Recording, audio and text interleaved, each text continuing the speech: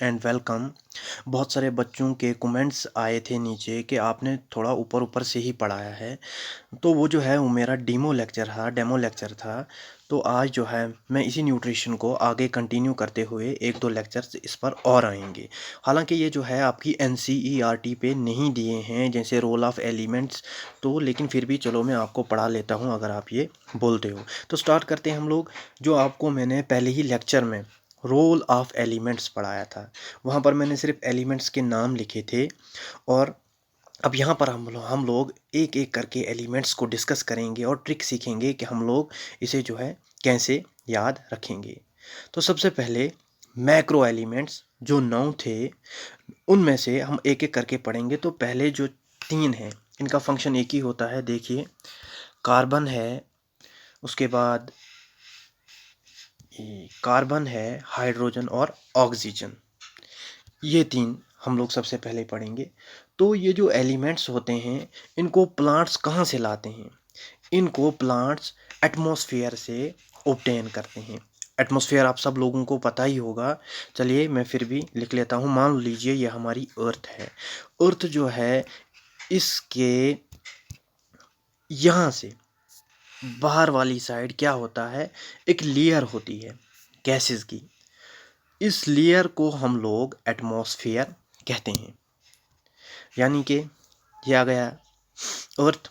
इसके बाहर की लेयर जब आप ऊपर ऊपर चलते जाओगे ना, तो इसकी लेयर्स जैसे कि ट्रोपोस्फेयर, स्ट्रेटोस्फेयर, उसके बाद मीजोस्फेयर, ओजोनोस्फेयर, बहुत सारी ये आ जाती हैं लेयर्स। इन्हीं को हम लोग एटमॉस्फेयर, कलेक्टिवली इनको हम लोग एटमॉस्फेयर कहते हैं।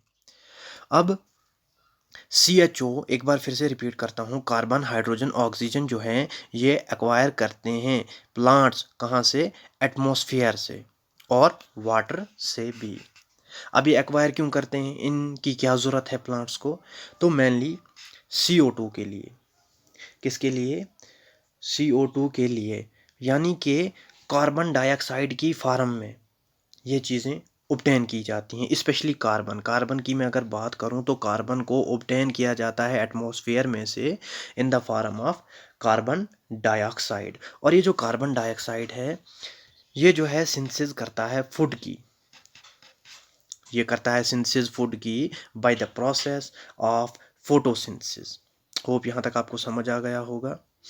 उसके बाद अगर हम लोग ऑक्सीजन की बात करें, ऑक्सीजन की बात करें तो ये सेलुलर रेस्पिरेशन में हेल्प करता है। अब सेलुलर रेस्पिरेशन क्या होता है? जैसे हम लोग सांस लेते हैं, रेस्पिरेशन एक प्रोसेस होता है, होल प्रोसेस होता है। उसी तरह से प्लांट्स के केस में भी रेस्पिरेशन होती है। और वो जो रेस्पिरेशन है वो याद रखिएगा वो माइटोकॉन्ड्रिया के अंदर होती है। In case of plants mitochondria के अंदर होती है। In case of plants respiration जो है वो 2 टाइप्स की होती है। एक तो माइटोकॉन्ड्रिया में होती है जो मैंने पहले ही बता दिया। उसके बाद 2 टाइप्स की होती है। एक तो आ गया photo respiration, PHOTO, photo respiration. और दूसरी होती है डार्क रेस्पिरेशन। फोटो रेस्पिरेशन क्यों कहते हैं? फोटो का मतलब होता है लाइट, LIGHT, लाइट। मतलब ये रेस्पिरेशन कब होती है? In the presence of light. जब लाइट होगी, जब सनलाइट होगी, जब तब होगी, उसे हम लोग कहेंगे फोटो रेस्पिरेशन। और दूसरी रेस्पिरेशन होती है जिस टाइम लाइट ना हो, मतलब एब्सेंस ऑफ लाइट में जो रेस्पिरेशन हो उसे हम लोग डार्क रेस्पिरेशन कहते हैं। अगर मैं इन तीनों का कलेक्टिव फंक्शन बताऊं, तीनों एक साथ क्या काम करते हैं? एक तो सेल वॉल की फॉर्मेशन करते हैं और दूसरी नंबर बात प्रोटोप्लाज्म जो है बनाते हैं। अब आप सब लोगों को शायद क्या पता ना हो, पता हो कुछ बच्चों को सेल वॉल और प्रोटोप्लाज्म कुछ नॉन साइंस बैकग्राउंड से भी हैं। तो हम सबसे पहले मैं आपको सेल वॉल दिखाता हूँ। मान लीजिए ये प्लांट सेल है। अब प्लांट सेल जो है, प्लांट सेल बना होता है, इसके बाहर से भी एक लेयर होती है, कवरिंग होती है, और एक अंदर वाली साइड आ गई। ठीक है। अब ये वाली जो है इसे हम लोग कहते हैं सेल वॉल, और ये जो अंदर वाली होती है इसे हम लोग कहते हैं सेल मेम्ब्रेन। ये जो सेल वॉल होती है ये क्यों है बाहर से? इन केस ऑफ ह्यूमंस याद रखिएगा, in case of human cell wall present नहीं होती, सिर्फ सेल मेम्ब्रेन होती है। ये आप याद रखेंगे, बिग डिफरेंस है। In case of animals cell wall जो है नहीं होती, however in case of plant cell cell wall present होती है। क्यों होती है?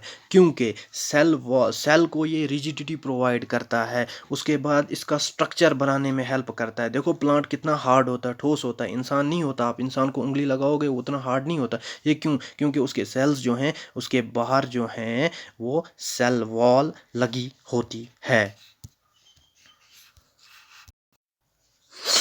होप आपको सेल वॉल समझ आ गया होगा। अब हम लोग प्रोटोप्लाज्म देखते हैं। प्रोटोप्लाज्म क्या होता है? देखिए, मान लीजिए ये जो है एक सेल है। सेल के अंदर न्यूक्लियस भी होता है, इतना तो आप सब लोग जानते होंगे। तो जो सेल के न्यूक्लियस के जो बाहर वाला हिस्सा होता है, कलर चेंज कर लेता हूँ, ये जो बाहर वाला हिस्सा होता है, इसके अंदर जो फ्लूइड होता है उसे हम लोग कहते हैं साइटोप्लाज्म, PLASM, साइटोप्लाज्म। और जो न्यूक्लियस के अंदर होता है फ्लूइड उसे हम लोग कहते हैं न्यूक्लियोप्लाज्म, NUCLEOPLASM, न्यूक्लियोप्लाज्म। और इन दोनों को मिलाकर साइटोप्लाज्म प्लस न्यूक्लियोप्लाज्म सेल का, इन दोनों को अगर हम लोग कंबाइन की बात करें उसे हम लोग कहते हैं प्रोटोप्लाज्म। होप ये भी समझ आ गया होगा। अब हम लोग फिगर के द्वारा इसे देखेंगे। देखिए, यह स्ट्रक्चर है सेल का। तो सेल जो है, सेल में ये वाला पोर्शन आ गया साइटोप्लाज्म, ये वाला पोर्शन आ गया न्यूक्लियोप्लाज्म। यानी ये जो है साइटोप्लाज्म के अंदर का फ्लूइड है साइटोप्लाज्म, और न्यूक्लियस के अंदर के फ्लूइड को हम लोग कहेंगे न्यूक्लियोप्लाज्म। और दोनों जब मिलेंगे तो वो क्या बनाएंगे? वो बनाएंगे प्रोटोप्लाज्म, PROTOPLASM। स्पेलिंग बोल देता हूँ क्योंकि लिखने का उतना टाइम नहीं होता। उसके बाद अब हम लोग दूसरे एलिमेंट की बात करेंगे, नाइट्रोजन की। नाइट्रोजन जो है, नाइट्रोजन का फंक्शन क्या होता है, उसके बाद नाइट्रोजन की कमी की वजह से क्या हो जाता है, ये कुछ चीज़ें पढ़ेंगे। और लास्ट पे मैं आपको मैक्रो एलिमेंट्स की अलग से एक ट्रिक बताऊंगा याद रखने की, और माइक्रो की भी एलिमेंट्स की ट्रिक बताऊंगा। अब नाइट्रोजन जो है, नाइट्रोजन को भी एटमॉस्फेयर से ऑब्टेन किया जाता है। ये आ गया एटमॉस्फेयर। हमारे एटमॉस्फेयर में लगभग 300 से 400 किलोमीटर की हाइट पर इंटरनेशनल स्पेस स्टेशन है। शायद आपको पता है नहीं, ये आ गई हमारी अर्थ। जब आप यहाँ से ऊपर जाओगे लगभग 400 किलोमीटर इंटरनेशनल स्पेस स्टेशन है। आप देखिएगा वहाँ पर हर वक्त कुछ बंदे प्रेजेंट होते हैं, वहाँ पर वो बैठे रहते हैं। और वो इसलिए बनाया गया है ताकि मतलब लोगों को, साइंटिस्ट को पता चल जाए कि वहाँ पर बैठने से क्या इफेक्ट होता है। ग्रेविटी जहाँ पर, वहाँ पर ग्रेविटी तो होती नहीं है, इसलिए वहाँ पर देखा जाता है कि ग्रेविटी की एब्सेंस में इंसान पर क्या इफेक्ट पड़ता है, और बहुत ज़्यादा इफेक्ट पड़ता है। ये देखा गया है अगर बंदा वहाँ पे 2 साल से ज़्यादा रहे तो उसकी डेथ हो सकती है। ये जो नाइट्रोजन होता है, नाइट्रोजन एक तो प्रोटीन की सिंथेसिस करता है, प्रोटीन्स बनाता है, और दूसरा न्यूक्लिक एसिड। अब हम प्रोटीन क्या होता है? प्रोटीन जो है, प्रोटीन अमाइनो एसिड्स की चेन होती है। अमाइनो एसिड्स की चेन, मान लीजिए ये अमाइनो एसिड्स है, इस चेन को हम लोग अमाइनो एसिड्स कहते हैं। और ये चेन जो हैं ये जुड़ी किससे होती हैं? एक दूसरे से बॉन्ड्स से, बॉन्ड्स जिन्हें हम लोग पेप्टाइड बॉन्ड्स कहते हैं। पेप्टाइड बॉन्ड से अमाइनो एसिड की चेन जुड़ी होती है। लेकिन हर एक अमाइनो एसिड को हम लोग प्रोटीन नहीं कहते। लगभग 20 अमाइनो एसिड या उससे ज़्यादा की चेन को हम लोग प्रोटीन कहते हैं। और दूसरा न्यूक्लिक एसिड की फॉर्मेशन भी करता है। आपको पता है न्यूक्लिक एसिड कहाँ पर बनेगा? न्यूक्लिक एसिड यानी न्यूक्लियस में ही बनेगा, न्यूक्लियस से ही रिलेटेड है। अगर अगर अगर अगर नाइट्रोजन की कमी हो जाए प्लांट्स के अंदर तो क्या होगा? तो क्या होगा ये देख लीजिए, यहाँ पर मैंने लिखा है डिसरप्ट हो जाएगा प्लांट की ग्रोथ। यानी अगर प्लांट की ग्रोथ हो रही है, वो बढ़ रहा है, वो रुक जाएगी, वो स्टॉप हो जाएगी, वो डिसरप्ट हो जाएगी। एक तो मेन डिसएडवांटेज इसका ये है कि ताकि नाइट्रोजन की कमी ना हो, दैट्स वाई हम लोग अपनी ज़मीनों में भी फर्टिलाइज़र यूज़ करते हैं, नाइट्रोजन को इस्तेमाल करते हैं, फास्फोरस को इस्तेमाल करते हैं, पोटेशियम को इस्तेमाल करते हैं। और excess of everything is also bad. अगर ये एक्सेस में हो जाए नाइट्रोजन अगर एक्सेस में हो जाए प्लांट के अंदर तो फ्लावरिंग जो है लेट हो जाती है, फूल जो है बहुत ही टाइम लगाते हैं बनने में, फल बहुत ही मतलब उतना अच्छा नहीं बन पाता। तो नाइट्रोजन जो है ना तो ज़्यादा होना चाहिए ना तो ज़्यादा का सिंबल मैं ये बना लेता हूँ, देख लीजिए। नाइट्रोजन ना तो ज़्यादा होना चाहिए, नाइट्रोजन ना तो कम होना चाहिए, बैलेंस्ड फॉर्म में होगा तो अच्छा है प्लांट के लिए। अब हम लोग बात करते हैं फास्फोरस की। तो फास्फोरस देखो, अगर फास्फोरस की कमी हो जाए ग्रोथ ऑफ प्लांट कम हो जाती है। उसके बाद सीड्स की प्रोडक्शन जो है उसमें भी इफ़ेक्ट पड़ता है और मैच्योरिटी ऑफ फ्रूट भी उस पर भी इफ़ेक्ट पड़ता है। लेकिन ये अगर अच्छी क्वांटिटी में हो तो सीड्स भी अच्छे खासे बनते हैं, मैच्योरिटी ऑफ फ्रूट्स यानी फ्रूट्स भी अच्छे खासे टाइम पर बड़े हो जाते हैं। और ये जो है मेनली पाया कहाँ पर जाता है, न्यूक्लिक एसिड में। न्यूक्लिक एसिड तो समझते ही होंगे आप लोग। मान लीजिए इन केस ऑफ ह्यूमंस डीएनए पाया जाता है तो ह्यूमंस का न्यूक्लिक एसिड डीएनए होगा। इन केस ऑफ वायरसेस आरएनए होता है तो उनका न्यूक्लिक एसिड आरएनए है। In case of plants DNA हो या आरएनए हो, वही जो है चाहे डीएनए हो चाहे आरएनए हो उसी को हम लोग न्यूक्लिक एसिड कहते हैं। ये तो आपको पता होगा होप, चलो फिर भी मैंने बता दिया। उसके बाद अब और ये पाया जाता है फॉस्फोलिपिड्स में। ये तो अब टफ टर्म्स आ रही है क्योंकि स्टूडेंट खुद बोल रहे हैं हमें और ज़्यादा डीप पढ़ना है। तो अगर ये टर्म आपको समझ आती भी नहीं है फिर भी कोई बात नहीं, क्योंकि साइंस जो है आपको सिर्फ 5 मार्क्स की आनी है। 5 टॉपिक्स हैं, 5 मार्क्स की आ जाएगी और मोस्टली एनसीईआरटी से ही आपको पूछा जाएगा।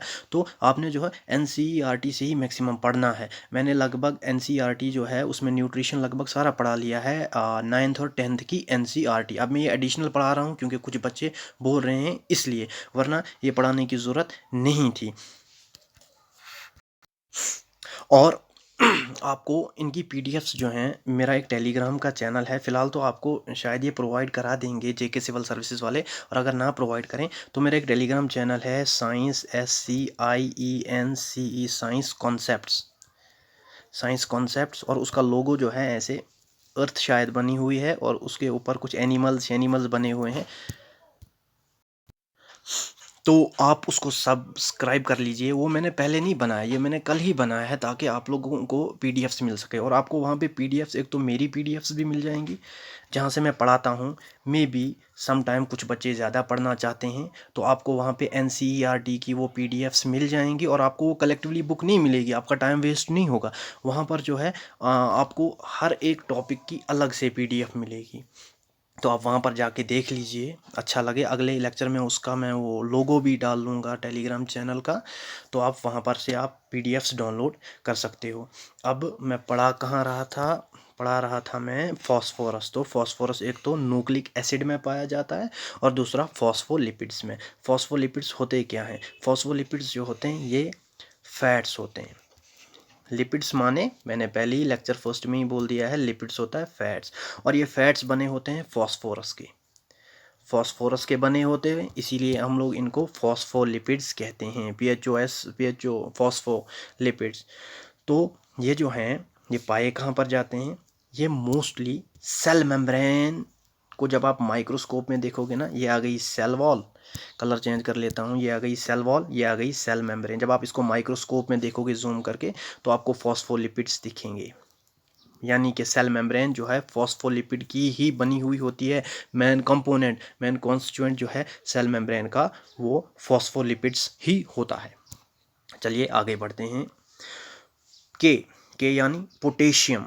ये आप पीरियोडिक टेबल पर आप एलिमेंट्स लगभग 20 तक याद कर लीजिए, और अगर आपको याद नहीं रहते तो मैं आपको ट्रिक बताऊंगा, आप लेक्चर में के कमेंट में लिखना। अगर आपको एलिमेंट्स याद नहीं रहते तो इंपॉर्टेंट एलिमेंट्स की मैं ट्रिक बताऊंगा, तो 2-4 बार रिवाइज करके आपको एलिमेंट लगभग 20 से 30 तक याद हो जाएंगे, उतने काफ़ी हैं।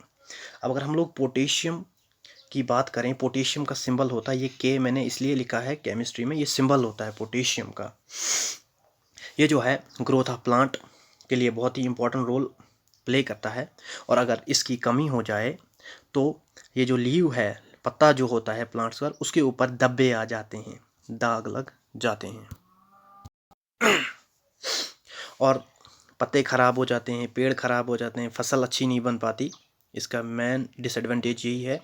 और दूसरी नंबर बात, फोटोसिंथेसिस प्रोटीन सिंथेसिस का प्रोसेस भी रुक जाता है, डिसरप्ट हो जाता है उसकी वजह से भी बहुत सारी प्रॉब्लम्स प्लांट्स में क्रिएट हो जाती हैं। ज़्यादा डेप्थ देखिए, आपने सिर्फ 5 नंबर का पढ़ना है। एसएसबी के लिए आप 2000 से लेकर 2020 तक के पेपर्स देख लीजिए और देख लीजिए आप कैसे क्वेश्चंस आते हैं साइंस में। जो हम लोग नज़रअंदाज कर देते हैं वो क्वेश्चन आते हैं। इसलिए हमें चाहिए कि हम ऊपर वाले क्वेश्चंस को नज़रअंदाज ना करें। और आप जो है कोई मास्टर्स डिग्री साइंस में नहीं कर रहे हो, बायोलॉजी में, या पीएचडी नहीं कर रहे हो, जितना ज़्यादा नॉलेज काफ़ी है आपके लिए, मैं उतना ही आपको पढ़ा रहा हूँ। इसके अलावा भी पढ़ना होगा, आपको पीडीएफ्स प्रोवाइड हो जाएंगी साइंस कॉन्सेप्ट्स के चैनल में, आप वहाँ से भी पढ़ सकते हो। नेक्स्ट आ जाता है अब मैग्नीशियम। मैग्नीशियम का सिंबल Mg। मैग्नीशियम जो है ये फोटोसिंथेसिस में इम्पॉर्टेंट रोल प्ले करता है। फोटोसिंथेसिस मैंने थोड़ा बहुत बोल लिया है, एक और लेक्चर आएगा फोटोसिंथेसिस पर, क्योंकि बच्चे बोल रहे हैं फोटोसिंथेसिस अलग से पढ़ना है। फोटोसिंथेसिस एक ऐसा प्रोसेस होता है जिसमें प्लांट्स अपना खाना बनाते हैं, किस तरह से, सनलाइट की प्रेजेंस में, ठीक है। उसके लिए फिर वो CO2 की ज़रूरत पड़ती है, वाटर की ज़रूरत पड़ती है, और आगे चल के वो ग्लूकोज बना लेते हैं। वो मैंने थोड़ा सा डिस्क्राइब कर भी लिया है। अब अगर मैग्नीशियम की कमी हो जाए, प्लांट्स जो हैं येलो कलर के हो जाते हैं। प्लांट्स जो हैं येलो कलर के हो जाते हैं। मान लीजिए प्लांट्स नहीं, प्लांट्स के जो लीव्स हैं, ये लीव्स जो हैं ये येलो कलर के हो जाएंगे।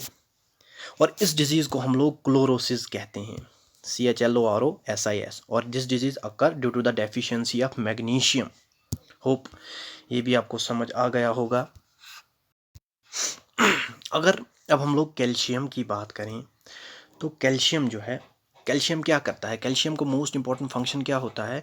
मान लीजिए ये जो है DNA है, DNA इस तरह से होता है, हेलिकली कॉइल होता है। जब आप ये जूम करके देखते हो माइक्रोस्कोप में, ये इस तरह का दिखेगा। तो इसे जो है हेलिकली कॉइल कौन करके रखता है, ऐसे निचोड़ के बिल्कुल बंद करके कौन रखता है, यही कैल्शियम जो है इन्हें हेलिकली कॉइल करके रखता है।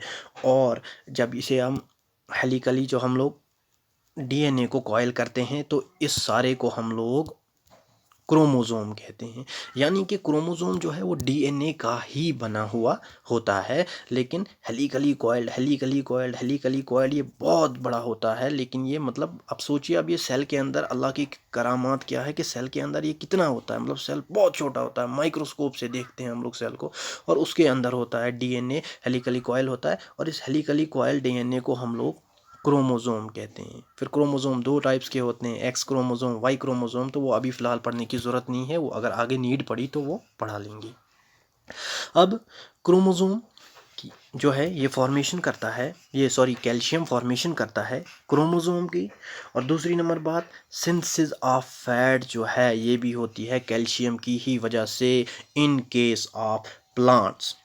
ठीक है, याद रहा आप सब लोगों को, कैल्शियम जो है सिंथेसिस ऑफ फैट करता है, हेलिकली कॉइल करके रखता है किसको, DNA को, जिसे हम लोग क्रोमोसोम कहते हैं। इसके और भी इसके और भी बहुत सारे फंक्शंस हैं, जैसे कि कार्बोहाइड्रेट को ये ट्रांसपोर्ट करता है, ठीक है ना। देखिए प्लांट जो है कार्बोहाइड्रेट बनाते हैं by the process of photosynthesis, तो उन्हें जो है ये ले जाता है प्लांट के different parts of the body में कार्बोहाइड्रेट्स को। तो ट्रांसपोर्टेशन ऑफ कार्बोहाइड्रेट, उसके बाद अमाइनो एसिड्स को ले जाता है। अमाइनो एसिड जानते हो ना, ये चेन्स होती हैं, ठीक है। उसके बाद अगर हम लोग इसकी डेफिशिएंसी की बात करें, अगर कैल्शियम की कमी हो जाए तो आप याद रखेंगे, सीड्स ही नहीं बनेंगे। फ्रूट जो होगा उसके अंदर सीड्स ही नहीं बनेंगे, सीड्स नहीं बनेंगे, आगे प्रोडक्शन कैसे होगी। इसलिए कैल्शियम की डेफिशिएंसी भी नहीं होनी चाहिए। अगर डेफिशिएंसी हो गई तो सीड की प्रोडक्शन नहीं होगी, और क्लोरोप्लास्ट जो है प्लांट का वो भी अच्छे से काम नहीं करेगा। जिनको क्लोरोप्लास्ट पता नहीं है, क्लोरोप्लास्ट सेल ऑर्गेनेल होता है। जैसे हमारे बॉडी के अंदर ऑर्गन्स हैं, उसी तरह से प्लांट के अंदर के सेल के अंदर भी ऑर्गन्स होते हैं। हमारी बॉडी के ऑर्गन्स की बात करूँ, लिवर शिवर किडनी विडनी ये वो होता है। अगर हमारे सेल की बात करूँ, एनिमल सेल की बात करूँ, उसके अंदर माइटोकॉन्ड्रिया, एंडोप्लाज्मिक रेटिकुलम, बहुत सारी चीज़ें होती हैं जिन्हें हम लोग सेल ऑर्गेनेल कहते हैं। अगर ऑर्गन होगा तो बड़ा होगा, पूरे जिस्म का। ऑर्गेनेल होते हैं सेल के अंदर के ऑर्गन्स को हम लोग ऑर्गेनेल कहते हैं। तो हमने क्या देखा, कैल्शियम के डेफिशिएंसी की वजह से क्लोरोप्लास्ट भी वर्क नहीं करता प्रॉपरली। क्लोरोप्लास्ट क्या होता है, ये लीव जो है, मान लीजिए ये लीव है, तो लीव के अंदर ये जो है ये सेल ऑर्गेनेल है क्लोरोप्लास्ट। क्लोरोप्लास्ट के अंदर पिगमेंट्स होते हैं क्लोरोफिल, और सनलाइट उसी पर पड़ती है, उसी से खाना जो है बनता है। ये मैंने पहले ही आपको डिस्कस कर लिया है। अब हम लोग बात करेंगे आयरन की।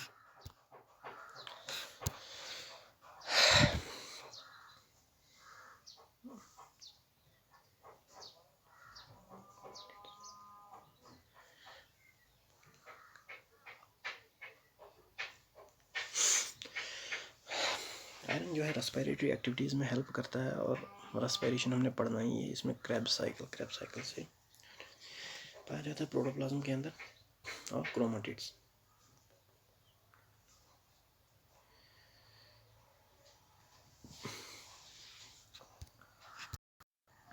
आयरन जो है ये देख लीजिए, ये जो आयरन है इसका मेन काम क्या होता है, ये रेस्पिरेटरी एक्टिविटीज़ में हेल्प करता है। प्लांट की रेस्पिरेटरी एक्टिविटीज़, प्लांट के अंदर एक्सचेंज ऑफ गैसेस कहाँ पर होती हैं, बोलिए बोलिए बोलिए, मैंने पहले ही बोल दिया था, स्टोमाटा, STOMATA, स्टोमाटा के अंदर गार्ड सेल्स होते हैं। ये मैंने सब डिस्कस कर लिया है। अब ये पाया कहाँ पर जाता है, आयरन, आयरन जो है पाया जाता है प्रोटोप्लाज्म के अंदर, यानी कि सेल जो है इसका साइटोप्लाज्म प्लस न्यूक्लियोप्लाज्म बन गया प्रोटोप्लाज्म। और क्रोमाटिड्स के अंदर भी आयरन होता है। मान लीजिए क्रोमाटिड्स क्या होता है, क्रोमोसोम जो है, मान लीजिए ये आ गया क्रोमोसोम, इस तरह के होते हैं, एक्स शेप्ड है क्रोमोसोम। तो इसकी जो एक ये वाली जो मान लीजिए ये वाली डंडी है, इसे भी क्रोमाटिड कहेंगे, इसे भी हम लोग क्रोमाटिड कहेंगे। उसके बाद, और अगर डेफिशिएंसी हो जाए आयरन की, पहले ही बता दिया था मैंने, लीव्स येलो हो जाएंगे, और उस डिजीज़ को हम लोग क्लोरोसिस कहते हैं, क्लोरोसिस कहते हैं, याद रहा आपको। और भी पहले भी हमने पढ़ा, कुछ एलिमेंट्स की कमी की वजह से क्लोरोसिस हो जाता है, वहीं आयरन की वजह से भी क्लोरोसिस हो जाता है। यहाँ पर पॉइंट ये है कि ये क्रोमाटिड में पाए जाते हैं, प्रोटोप्लाज्म में पाए जाते हैं, रेस्पिरेटरी एक्टिविटीज़ में हेल्प करते हैं। अब हम लोग आयरन को ये जिंक को देखेंगे। जिंक का फॉर्मूला जो है केमिस्ट्री के अकॉर्डिंग Fe कहते हैं जिंक को, सॉरी Zn होता है जिंक, Fe कहते हैं आयरन को हम लोग, आयरन होता है Fe, सिंबल है आयरन का Fe, और Zn है जिंक का। अब जिंक जो है, जिंक का फंक्शन क्या होता है प्लांट्स के अंदर, बहुत इंपॉर्टेंट फंक्शन है, यूनिक फंक्शन है, आप लोग याद रखेंगे, IAA यानी indole acetic acid, INDOLE indole acetic acid. Acetic acid की स्पेलिंग तो आती ही होगी, INDOLE indole, ACETIC acetic acid. Indole acetic acid जो है ये एक टाइप है प्लांट के हार्मोन की। मान लो एक हार्मोन होता है प्लांट का ऑक्सिन,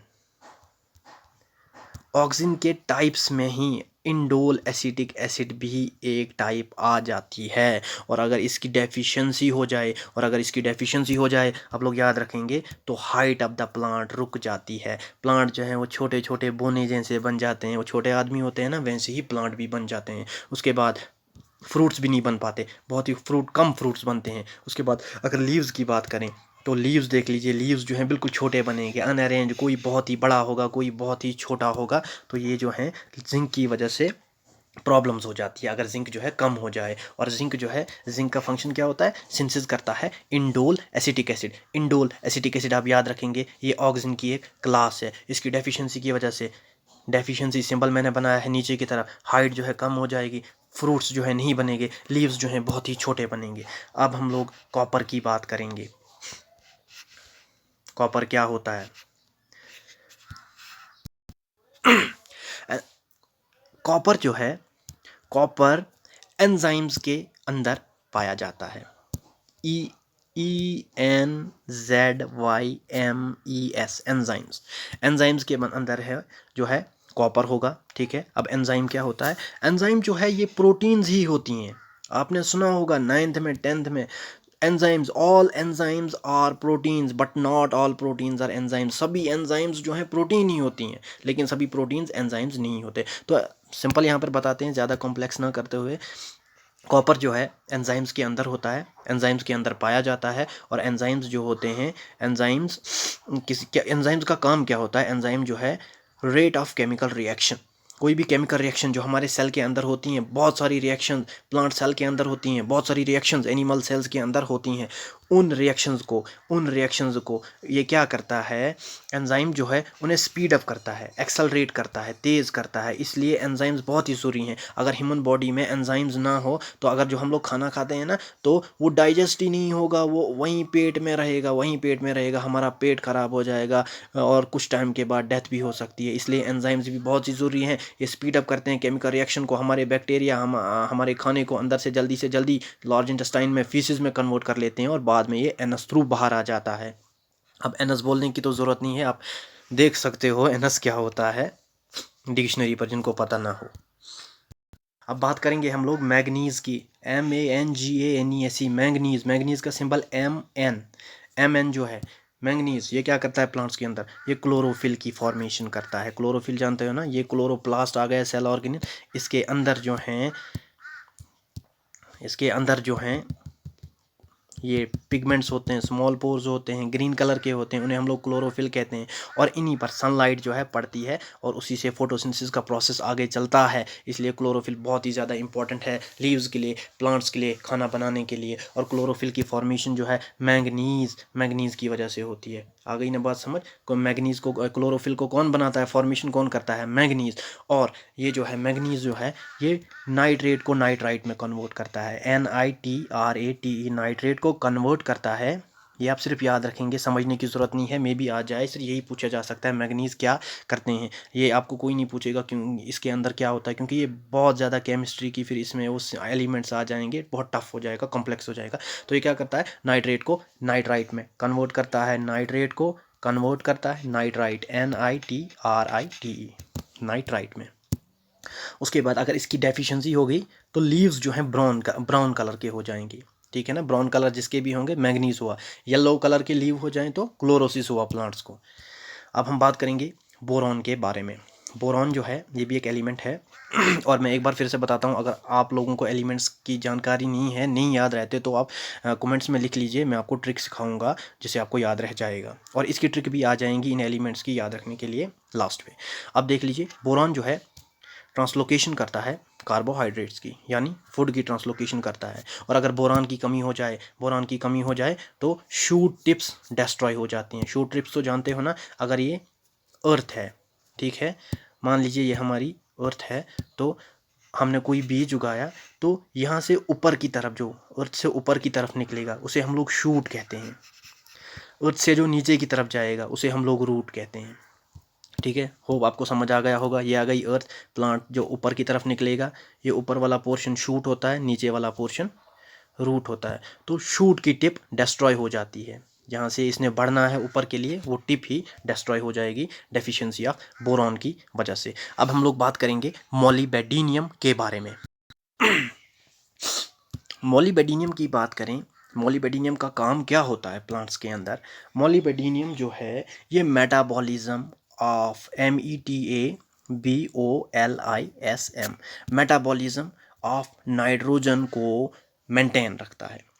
अब मेटाबॉलिज्म क्या होता है, मेटाबॉलिज्म जो होता है, जितनी भी एक्टिविटीज़ एक सेल करता है अपने आप को क्या करने के लिए, मेंटेन करने के लिए। सेल के अंदर जितनी भी केमिकल रिएक्शंस होती हैं, केमिकल रिएक्शन समझते हो ना, बहुत सारी रिएक्शंस होती हैं। खाना बनने के बाद खाना डाइजेशन होती है, सेल के अंदर भी अलग से होती है, सिर्फ हमारी बॉडी के मतलब पेट में नहीं होती डाइजेशन, या इंटेस्टाइन के अंदर, सेल्स के अंदर भी डाइजेशन हो जाती है, खाना सेल्स के अंदर चला जाता है। तो वो जो केमिकल रिएक्शंस हो जाती हैं सेल के अंदर, किस लिए, ताकि सेल जो है मेंटेन रहे, सेल डाई ना हो जाए, सेल डेड ना हो जाए। सेल बहुत सारे डेड भी होते रहते हैं, पर डे सेल्स बहुत सारे डेड होते रहते हैं, वो मसला नहीं होता। लेकिन सेल्स जो हैं उनको मेंटेन करने के लिए जो केमिकल रिएक्शन सेल के अंदर हो जाती हैं, उसी को हम लोग मेटाबॉलिज्म कहते हैं। मेटाबॉलिज्म दो टाइप्स का होता है, उतना इंपॉर्टेंट नहीं है, तो फिर भी मैं बता देता हूँ। कैटाबॉलिज्म, CATABOLISM कैटाबॉलिज्म, और दूसरी टाइप होती है एनाबॉलिज्म, ANABOLISM। शायद ये हम लोग रेस्पिरेशन में हम लोग पढ़ेंगे, लेकिन इसमें उतना पढ़ने की ज़रूरत नहीं है। और अगर मोलिबेडिनियम जो है, मोलिबेडिनियम की डेफिशिएंसी हो जाए तो विपटेल डिजीज़ हो जाती है। विपटेल डिजीज़ स्पेशली किन में होती है, स्पेशली हो जाती है कॉलीफ्लावर और कैबेज के अंदर। अब विपटेल डिजीज़ क्या होती है, विपटेल डिजीज़ होती है, मान लीजिए ये जो है गोभी है, कॉलीफ्लावर है, तो इसके पत्ते बाहर से अनअरेंज, कुछ छोटे कुछ बड़े, और अंदर से जो खाने की चीज़ है वो जो फ्लावर होता है वो बिल्कुल छोटा होगा। मैं आपको फिगर के द्वारा भी रह गई है समझाना आपको, ये मैं फिगर से ही समझा दूंगा। ये देखिए, ये है विपटेल डिजीज़। देखा आपने कभी ऐसा? ये देख लीजिए कितना छोटा है। कॉलीफ्लावर बहुत ज़्यादा बड़े हैं, ये बहुत ज़्यादा छोटे हैं। इसी को हम लोग एक डिजीज़ कहते हैं जी, वो जो विपटेल डिजीज़ है और जो डेफिशिएंसी ऑफ मोलिबेडिनियम से होती है। प्रोटीन की बात करें, प्रोटीन मैंने आपको पहले ही कहा था, चैन होती है अमाइनो एसिड्स की। ठीक है, ये देख लीजिए, ये चैन है अमाइनो एसिड्स की। और अमाइनो एसिड्स जो होते हैं ना, अमाइनो एसिड लगभग 20 होते हैं। कितने होते हैं? 20 होते हैं। 20 में से हमारी बॉडी जो है 12 बना लेती है, ठीक है, खुद बना लेती है। और 8 जो है, 8 हमको बनाने पड़ते हैं। वो किस तरह से बनाने पड़ते हैं बॉडी को? एक 20 12 तो 12 खुद ही बन जाएंगे, लेकिन 8 जो है वो बनाने पड़ेंगे। इसलिए हम लोग मीट खाते हैं, उसमें प्रोटीन्स होती हैं, वो 8 अमाइनो एसिड इसमें होते हैं। इसलिए हम लोग और भी बहुत सारी चीज़ें खाते हैं जिनसे हम लोगों को वो 8 जो हैं अमाइनो एसिड्स, उनकी डेफिशिएंसी ना हो, वो हमें मिल जाएं और हमारी बॉडी फंक्शन परफॉर्म कर सके। तो प्रोटीन क्या है? Chain of amino acid. हम लोग ये भी लिख सकते हैं, चेन होती है पॉलीपेप्टाइड चेन। पेप्टाइड जानते हो ना, अमाइनो एसिड ही जुड़े होते हैं पेप्टाइड से, और ये चेन बन जाती है। तो polypeptide chain, poly means many, बहुत सारे, पॉलीपेप्टाइड, पेप्टाइड से बनी हुई चेन, बहुत सारे अमाइनो एसिड से बनी हुई chain is called amino acid. तो अमाइनो एसिड यहाँ पर 20 के 20 मैंने लिखे हैं, सिंबल्स भी हैं, आप अगर देखना चाहो देख सकते हो। अलानीन, आर्जिनिन, एस्परजीन, इनके अलग अलग फंक्शन होते हैं, फिर ये बहुत ज़्यादा डीप हो जाएगा। तो ये हो गया। अब मैं आपको ट्रिक समझा लेता हूँ। लेक्चर तो अब लगभग कंप्लीट हो चुका है, अब ट्रिक है। पहले पहले हम लोग मैक्रो एलिमेंट्स की देखते हैं। मैंने आपको मैक्रो एलिमेंट कितने बोले थे? 9 बोले थे। देख लीजिए, एक तो कार्बन होता है, hydrogen, oxygen, nitrogen, phosphorus, calcium, magnesium, मतलब 9 होते हैं। कहाँ तक?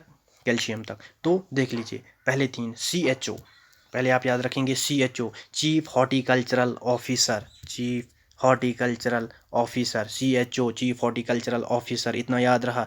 दूसरा नंबर, दूसरा फिर 3 एलिमेंट और आ जाएंगे। NPK, NPK आपको याद रखना पड़ेगा, क्योंकि NPK आपको मैंने क्रिटिकल एलिमेंट्स में भी पढ़ाया था। NPK नाइट्रोजन, फॉस्फोरस और पोटेशियम, ठीक है। आगे ये 3, और लास्ट वाली टर्म MSC। MSC जानते हो ना बच्चे, MSC करते हैं डिग्री, तो MSC में भी 3 एलिमेंट आपके कवर हो जाएंगे।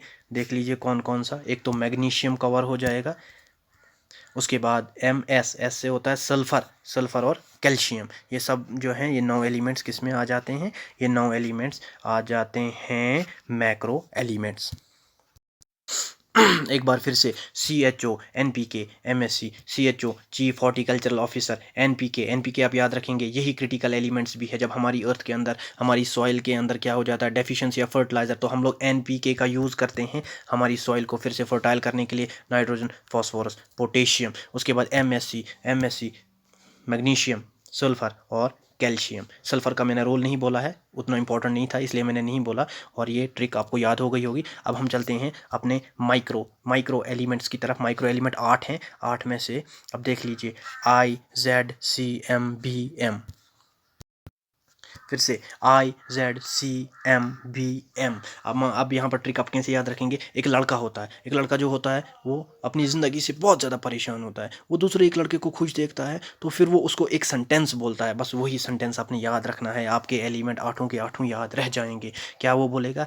इस ज़िंदगी से मुझे भी मिला दो, इस ज़िंदगी से, इस ज़िंदगी से, से मुझे भी मिला दो। बस इतनी ट्रिक थी। आई से आ जाएगा, आई से क्या होगा? आई से होगा आयरन, जेड से जिंक, सी से कॉपर, सी से कॉपर, एम से मैंगनीज, एम से मैंगनीज, बी से बोरॉन, और एम से मोलिबेडिनियम, एम से मोलिबेडिनियम। ट्रिक क्या है? इस ज़िंदगी से मुझे भी मिला दो, इस ज़िंदगी से मुझे भी मिला दो। जब बंदा तंग आ जाता है, फिर वो किसी खुशहाल इंसान को कहता है, इस ज़िंदगी से मुझे भी मिला दो। यही ट्रिक है। तो होप आपको ये लेक्चर अच्छा लगा होगा, और अगर कुछ कमियां रही होंगी तो तो आप बता दीजिएगा। इसके बाद फोटोसिंथेसिस पर अलग से एक लेक्चर आएगा, और अगर आप नहीं आप बता दिया करें कहाँ पे कमी है कहाँ पे नहीं, मैं इम्प्रूव करूँगा। और जो पहले 3 लेक्चर्स थे वो एक ही दिन मैंने बनाए थे, इसलिए मैंने उसमें थोड़ा बढ़ाया नहीं, लेकिन आज से जो है लेक्चर बड़े बड़े आएंगे अगर आप लोग कहेंगे। ट्रिक फिर से एक बार, CHO chief horticultural officer, NPK critical element भी, मैक्रो एलिमेंट भी, और MSc। उसके बाद दूसरी ट्रिक माइक्रो के लिए IZCMBN, इस ज़िंदगी से मुझे मिला दो। इसी के साथ स्टूडेंट्स, ओके बाय।